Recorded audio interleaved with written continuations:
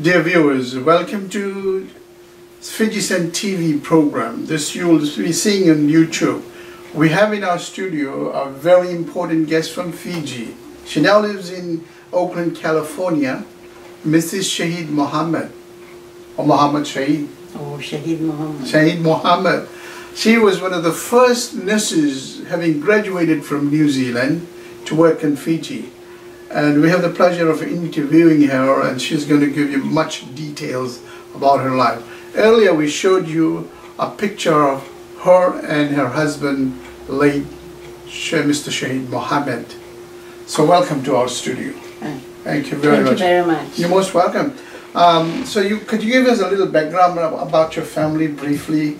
You're from the Lulu Baksh was your brother, right? Was my brother, yes. And you're from a Whipple family. Whippy. Whippy. Yes. And that's what led you to come, yes. the two of us to come. I read an article in your recent July newspaper, the FIJISUN.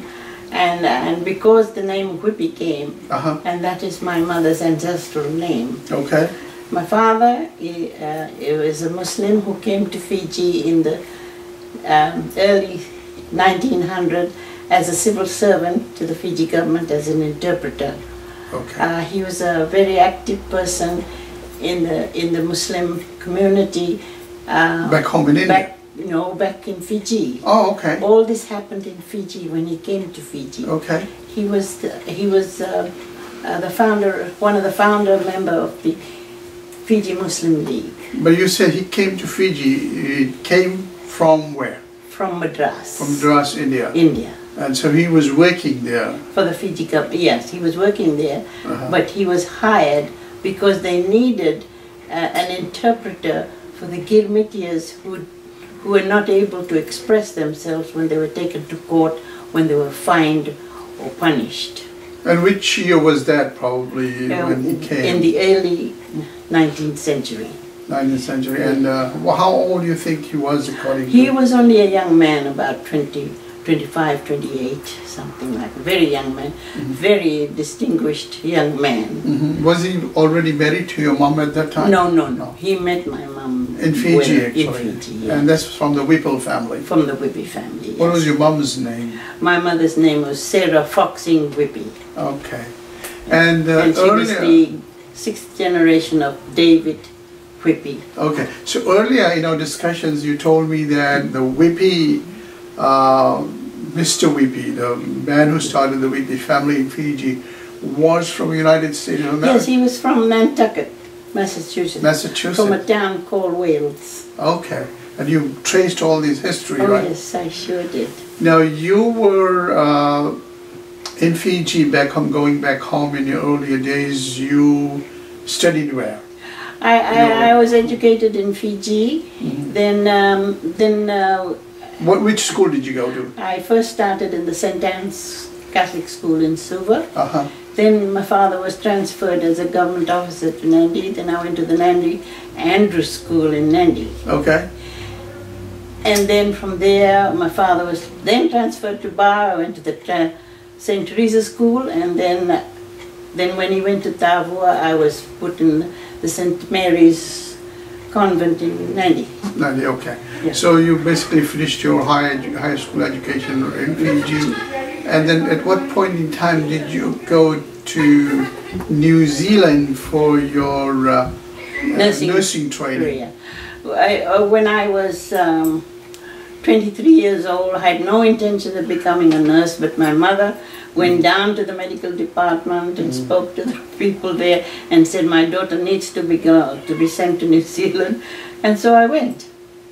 And I joined my younger sister and trained to become a nurse, much to my dislike at the beginning, but when I became a nurse, I never looked back again. Okay.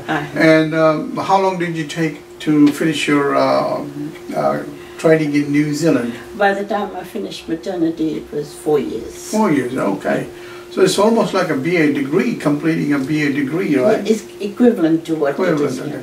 And then you came, did you go back to Fiji? Yes, I came back to Fiji because the government required me to come back and work for the government of Fiji. So I worked for for the Fiji government for 23 years. So with that qualification, you entered the nursing profession as what they used to call sister, and you would wear a white uniform, yes, right? With Just a white veil. Like a military officer. Sort of.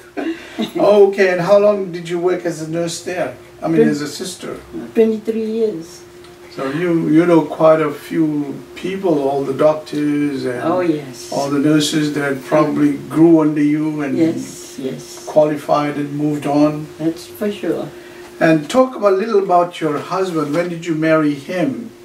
1969, and we got married. Okay. And were your two families related in any way? Nowhere near.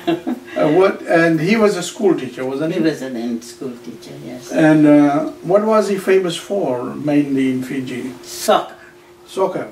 Soccer, and then cricket, and then lawn bowling. Okay, so he was just a mere soccer player, or you?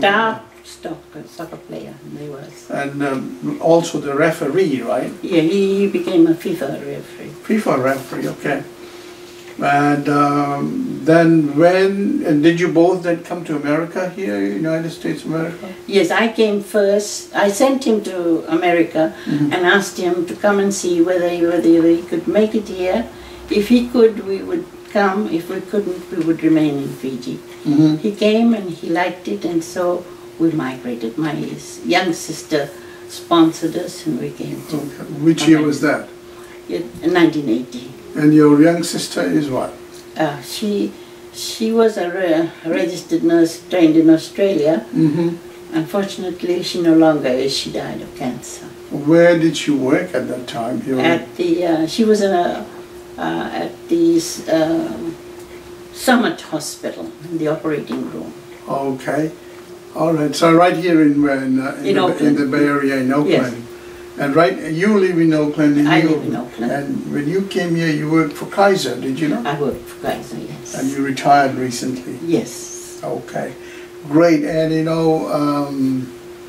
all these years, let me go back a little bit. You talked a little bit about, when we opened the discussion, talked about Mr. Lulubaksh.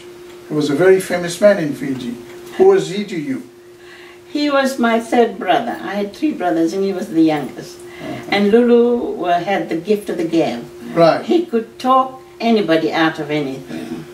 He was my father's pet son. And he could get around my father's little finger anytime. And he was a government servant in the forestry department, and from there he went to the customs. Right. And then he retired. Unfortunately, we don't have a picture for him right here. There is, but that is maybe in the bundle with you there. Anyway, nice guy, because I had seen him when I was in the police department.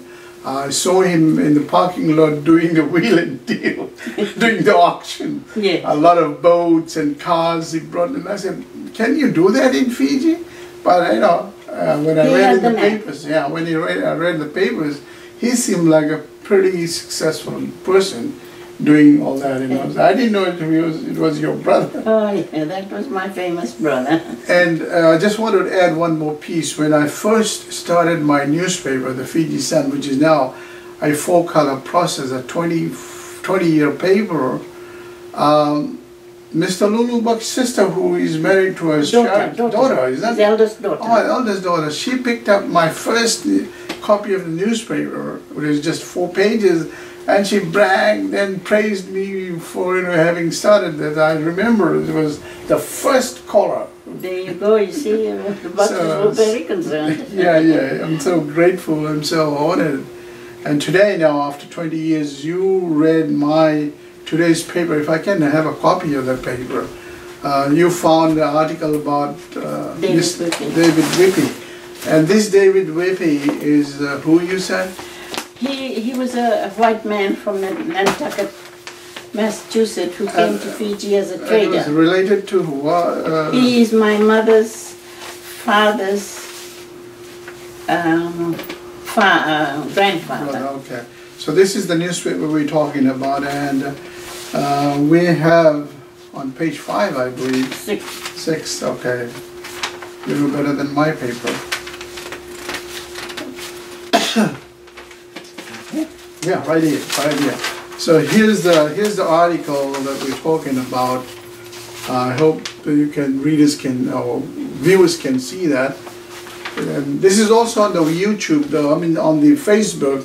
If you go and see it, there's a little article. And this, after this, we'll build on this article, having talked to Mrs.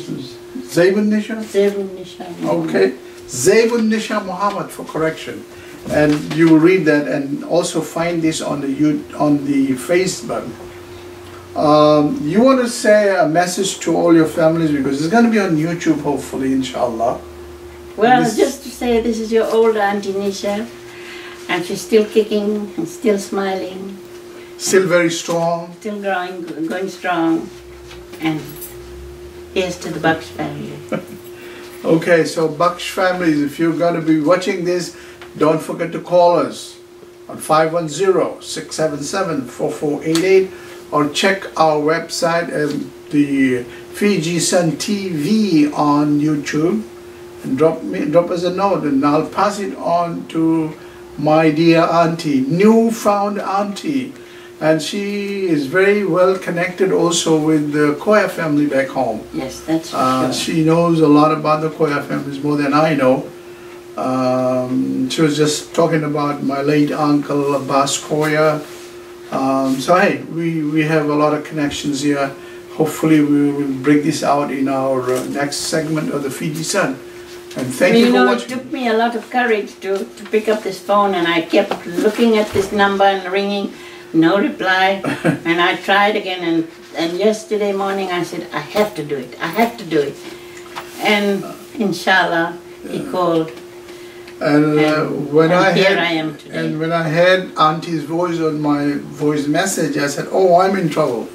There's some whippy about whom I wrote something bad, and I got to be ready to be chewed out. But it turned out she left a very sharp message in a sharp voice. I said, oh, I'm in trouble now.